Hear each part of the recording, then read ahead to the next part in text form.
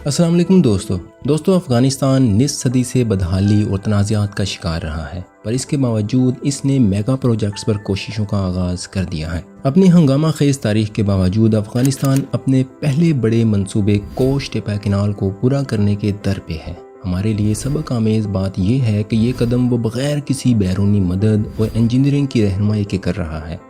कोश टेपा कैनाल खुद इंसानों का बनाया हुआ एक दरिया की तरह है जो अफगानिस्तान के शुमाली इलाकों में 285 किलोमीटर तक फैला हुआ है।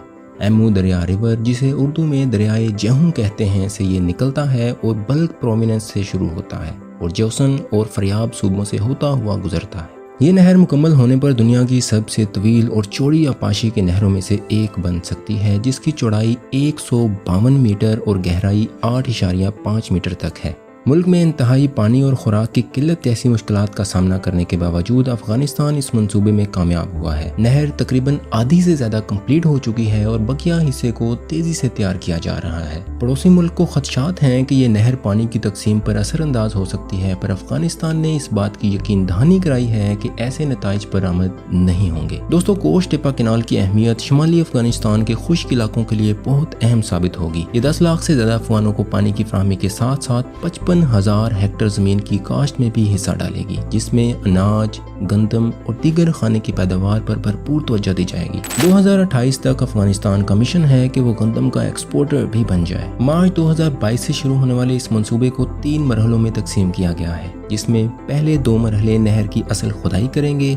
जबकि तीसरा मरहला पानी की आपाशी के निज़ाम के लिए वक्त है। इस मंसूबे का इंतजाम अफगानी नेशनल डेवलपमेंट कॉर्पोरेशन की जिम्मेदारी है और इसके लिए फंडिंग हुकूमती टैक्स से लिया जा रहा है। मंसूबे की इब्तदाई लागत का तखमीना $500 मिलियन था, पर ज़रूरत के तहत $100 मिलियन का इजाफा भी शामिल किया गया है। दोस्तों, एशियन मीडिया ने कोश टेपा कैनाल की तामीराती तरीकों पर तनकीद की, पर उसके बावजूद बाद में मुकम्मल तहकीकात से पता चलता है कि ये इल्ज़ामात बेबुनियाद और मनगढ़ंत हैं। हुकूमत ने मुकम्मल ज़मीनी सर्वे और मिट्टी की रिसर्च की बुनियाद पर इस मंसूबे को लॉन्च किया था। ये कोई बेतरतीब कोशिश नहीं थी, ये बहुत एहतियात से तरतीब दिया गया कदम था। दोस्तों, इस मंसूबे ने शुरुआती 108 किलोमीटर के मरहले में 114 अलग अलग हिस्सों में 200 ठेकेदारों को शामिल किया और तकरीबन 7,000 पेशावर अफराद, हॉल ट्रक और खुदाई करने वाले ड्राइवर्स और इंजीनियर्स भी इस मंसूबे का हिस्सा बने। अब दूसरा मरहला चल रहा है, जो कि 177 किलोमीटर पर मुहित है। इंजीनियर्स और सुपरवाइजर्स की मंजूरी के बाद अब जब हर मरहले पूरे होते जाएंगे तो ही एक तरतीब से इस मंसूबे को कंप्लीट किया जाएगा। मंसूबे के आगाज में 14 हाइड्रोलिक गेट्स की तामीर भी शामिल थी, जिनमें हर एक में गाड़ियों के लिए पुल बनना थे।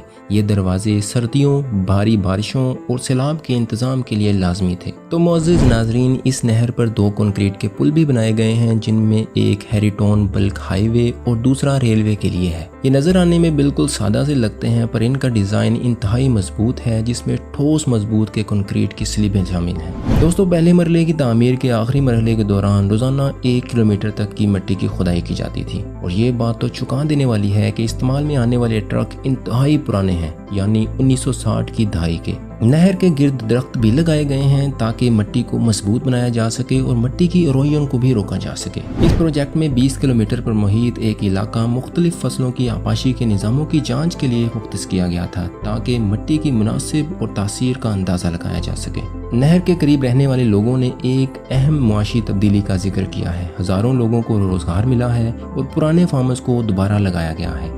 बाज़ मनफी रिपोर्ट्स के बरक्स तमाम ठेकेदारों और कारकुनों को अच्छी और वक्त पर अदायगी भी की गई है।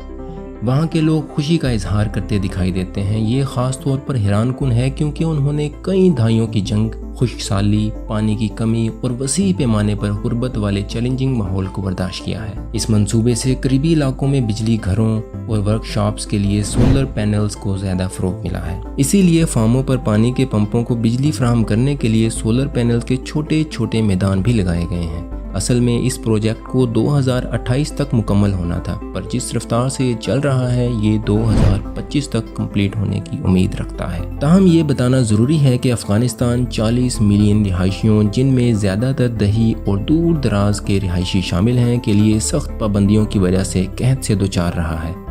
امید ہے کہ پانی کے انتظام، زراعت، بجلی اور بیسک انفراسٹرکچر سے متعلق مزید میگا پروجیکٹس اس پروجیکٹ کو فالو کریں گے، جس سے افغانستان کو جنگ اور غربت سے نکلنے میں مدد ملے گی اور بہت جلد یہ بھی انٹرنیشنل کمیونٹی کا حصہ بن جائے گا۔ اب آپ سے یہ سوال ہے کہ کیا طالبان کے دور حکومت میں افغانستان اس بڑے منصوبے کو مکمل کر سکتا ہے اور کیا اس سے بھی بڑے پروجیکٹس کی شروعات کر سکتا ہے؟